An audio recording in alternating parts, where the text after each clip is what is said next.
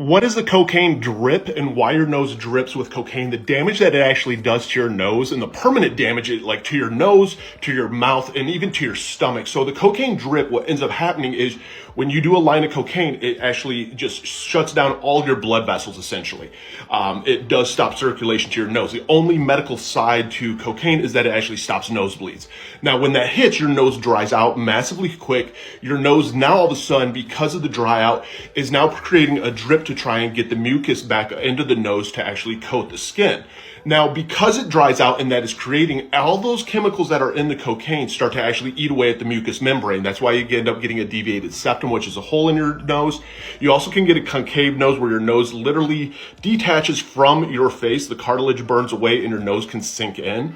You also can get the burn on the top of your mouth all the way up into your nose. And then you also get huge holes into your sinuses, which is the damage that I have. Now, all this damage up here is permanent. And now when it drips down, what ends up happening is now that gets into your mouth, so it can eat away at your gums. It eats away at it eats away at your teeth. It eats away at all this. Now, you can get a form of meth mouth essentially from cocaine because it also gives you dry mouth. Now, it goes down into your stomach and it can create GERD, which is the upset stomach, the vomiting. It's almost like ulcers and so forth in your stomach. So it actually damages so much of your body that you don't really realize when you're using cocaine. And yes, this is cocaine. This isn't any other drug than that. That 15-minute high is doing that much damage alone to those different areas, and that is something that a lot of people don't realize.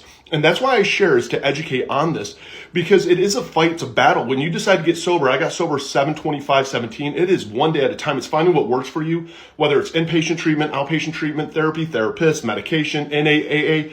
There's a lot of different programs out there, and you're probably going to use a few of them to get sober. But the thing is fighting for it every single day. So for the one out there doing it right now, I am proud of you. Don't give up. It does get better.